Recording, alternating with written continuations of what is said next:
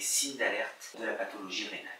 En effet, il est très important de connaître ces signes d'alerte pour pouvoir proposer aux patients très rapidement une orientation vers un médecin traitant, un néphrologue ou pour un diagnostic de pathologie rénale. Alors, quels sont ces signes d'alerte? Le premier, c'est les changements urinaires.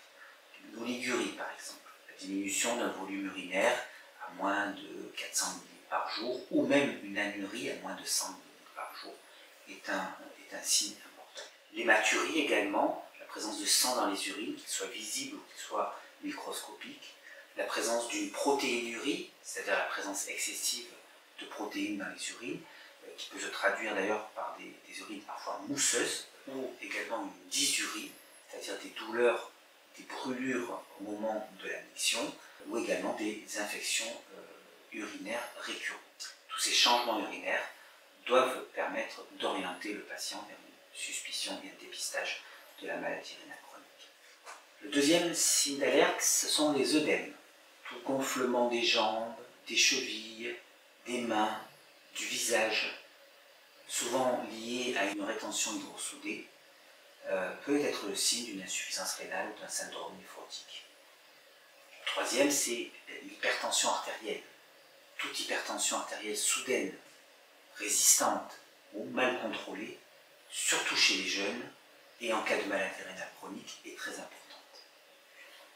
Le quatrième, c'est les symptômes systémiques.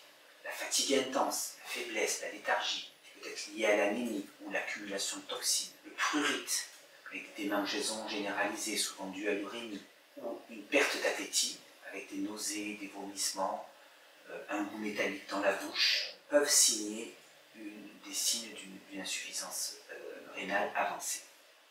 Cinquième signe d'alerte, ce sont les douleurs, les lombalgies, les douleurs rénales, les coliques, par exemple des coliques néphrétiques ou des pyélonéphrite ou des polykystoses rénales, ou des douleurs abdominales ou pelviennes associées à la pathologie rénale.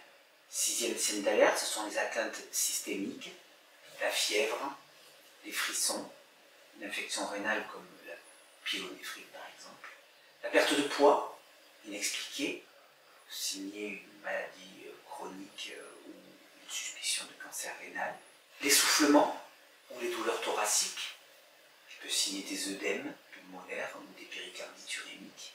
Et enfin, le septième signe d'alerte, ce sont les antécédents et les contextes à risque, notamment les patients diabétiques, hypertendus, avec une HTA chronique, ou avec des maladies auto-immunes comme un lupus ou des vascularites. C'est aussi la prise prolongée de certains médicaments néphrotoxiques comme les anti-inflammatoires non stéroïdiens, le lithium, certains antibiotiques, ou également des patients ayant des antécédents familiaux de maladies rénales, notamment dans les polykystoses. Tous ces signes d'alerte doivent être évalués de manière quotidienne chez les patients pour pouvoir mener des actions directes ou des orientations vers le médecin traitant.